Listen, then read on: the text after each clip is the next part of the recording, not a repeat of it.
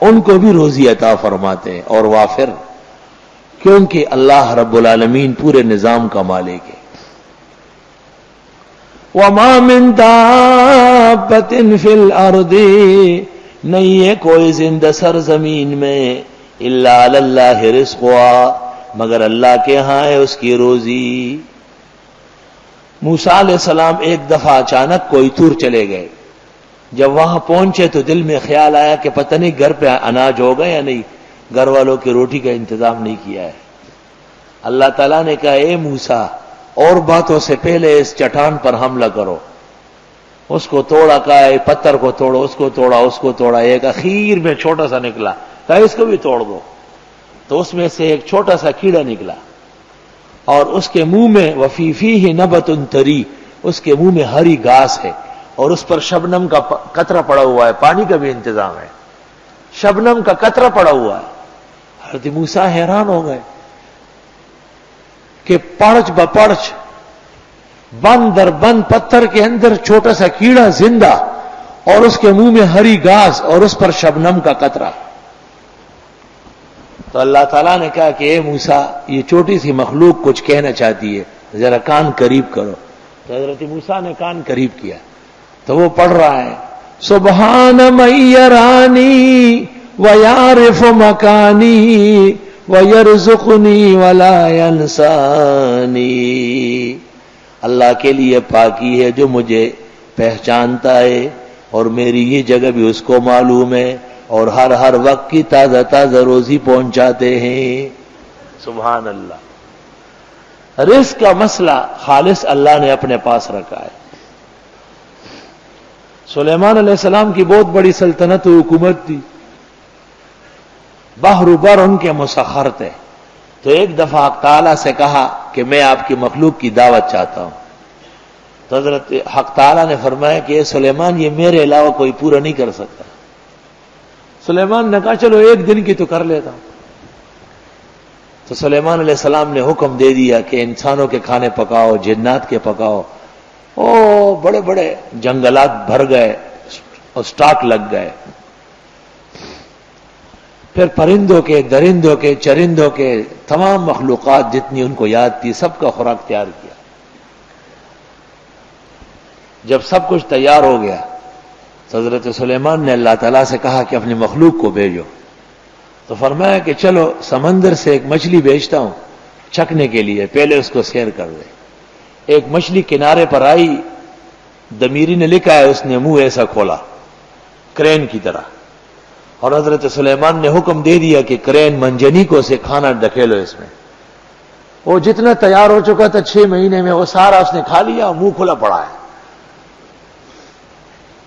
سلیمان علیہ السلام اللہ تعالیٰ کے سامنے سر بسجود ہوئے کہ خدایا تیری مخلوق کے رزق کا مسئلہ تیرے علاوہ کوئی نہیں دے سکتا ہے۔ وما من دابۃ فی الارض، نہیں ہے کوئی زندہ سرزمین میں، الا علی اللہ رزقها، مگر اللہ کے ہاں ہے اس کی روزی۔ ویعلم مستقرها ومستودعها، وہ جانتے ہیں جائے قرار و جائے امانت۔ مختصر زندگی جیسے ماں کے پیٹ جائے امانت، تفصیلی دنیا مستقر، قبر جائے امانت، اور قیامت کے بعد کی زندگی مستقر۔ کل فی کتاب مبین، سب چیزیں لوح محفوظ میں ہیں۔ وَهُوَ الَّذِي خَلَقَ السَّمَاوَاتِ وَالْأَرْضَ فِي 6 أَيَّامٍ، اللہ وہ ہے جس نے پیدا کیا آسمان و زمین 6 دن میں۔ وَكَانَ عَرْشُهُ عَلَى الْمَاءِ، اور اس کا عرش پانی پر تھا۔ اللہ تعالیٰ نے جب ارادہ فرمایا کہ مخلوق پیدا کرو تو وہ ارادہ موتی کے شکل میں ہو گیا۔ ثُمَّ نَظَرَ إِلَيْهِ، پھر اس کی طرف نظر ڈالی، فَالْتَفَّا، پانی پانی ہو گیا، سب پانی پانی۔ چنانچہ قصیدہ کے اندر شاہ سے فرماتے ہیں اللہ کان ولیس شیء غیرہ سبحانہ جل العظیم الشان۔ پھر اس کی طرف دیکھا تو منجمد ہونے لگا، وہ کعبہ سب سے پہلے بنا، اسی طرح عرش اللہ کا پہلے سے موجود ہے۔ لیبلوکم ایکم احسن عملا، تاکہ آزمائے تم کو کہ کون تم میں سے بہترین عمل کرتا ہے۔ وَلَئِن قُلْتَ، اور اگر آپ نے کہا اِنَّكُمْ مَبْعُوثُونَ مِن بَعْدِ الْمَوْتِ، کہ اے لوگو تم اٹھائے جاؤ گے مرنے کے بعد، جب یہ پیغام آپ دیتے ہیں لَيَقُولَنَّ الَّذِينَ كَفَرُوا، ضرور کہنے لگتے ہیں کافر لوگ ان ھذا الا سحر مبین، نہیں ہے یہ مگر جادو واضح۔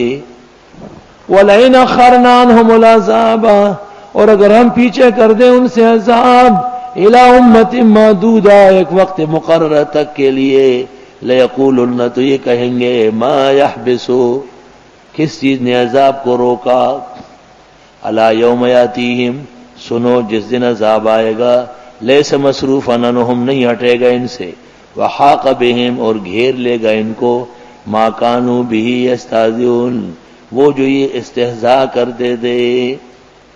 وَلَئِنْ أَذَقْنَا الْإِنسَانَ مِنَّا رَحْمَةً، اور اگر ہم چکائے انسان کو اپنے ہاتھ سے آسانی، مہربانی، ثُمَّ نَزَعْنَا مِنْهُ، پھر چھین لیتے وہ اس سے، إِنَّهُ لَيَئُوسٌ كَفُورٌ، بے شک وہ مایوس ہو کے ناشکر ہو جاتا ہے۔ وَلَئِنْ أَذَقْنَاهُ نَعْمَاءَ بَعْدَ ضَرَّاءَ مَسَّتْهُ، اور اگر ہم چکا دے اس کو اچھی راحت تکلیف پہنچنے کے بعد، لَيَقُولَنَّ، تو کہتا ہے ذَهَبَ السَّيِّئَاتُ عَنِّي، تکلیفیں تو ختم ہی ہو گئی، إِنَّهُ لَفَرِحٌ فَخُورٌ، بے شک یہ اتراتا ہے شیخیاں مار کر، تکبر و غرور پر اتراتا ہے۔ کہتے ہندوستان میں قحط سالی تھی انگریزوں کے زمانے میں، اور روٹی نہیں تھی، اناج بالکل ختم ہو گئے تھے۔ یہی قحط سالی ہوگی جس میں وہ دعا کے لیے گئے تھے۔ تو وائسرائے کو پتہ چلا کہ لوگ بہت پریشان ہیں، تو وائسرائے نے کہا لوگوں کو جمع کرو، میں سمجھاتا ہوں کہ قحط سالی کا مقابلہ کیسے ہوگا۔ تو ایک بڑے ہال میں لوگ جمع ہو گئے اور سٹیج سجایا گیا، لاؤڈ سپیکر کئی قسم کے لگا لیے گئے، اور اس کے بعد وائسرائے صاحب آئے، انہوں نے لاؤڈ سپیکر بجایا، دیکھا کہ بالکل ٹھیک ہے، لوگوں سے خطاب کیا اور اس نے کہا کہ تم لوگ آج کل روٹی اور سالن نہیں کھاؤ، کہ ہے نہیں، بسکٹ اور ڈبل روٹی سے گزارا کرو۔ لوگوں نے کہا ورنہ مراد کا مکل، ایک بھوکا مر رہا تھا، دوسرا اس کے سر کے نیچے پراٹھے ڈھونڈ رہا تھا۔ جب اناج ہی نہیں ہے، روٹی نہیں ہے، تو بسکٹ ڈبل روٹی کہاں سے آئے گی؟ کمکل، احمق۔ کہتے ہندوستان میں قحط سالی تھی انگریزوں کے زمانے میں، اور روٹی نہیں تھی، اناج بالکل ختم ہو گئے تھے۔ یہی قحط سالی ہوگی جس میں وہ دعا کے لیے گئے تھے۔ تو وائسرائے کو پتہ چلا کہ لوگ بہت پریشان ہیں، تو وائسرائے نے کہا لوگوں کو جمع کرو، میں سمجھاتا ہوں کہ قحط سالی کا مقابلہ کیسے ہوگا۔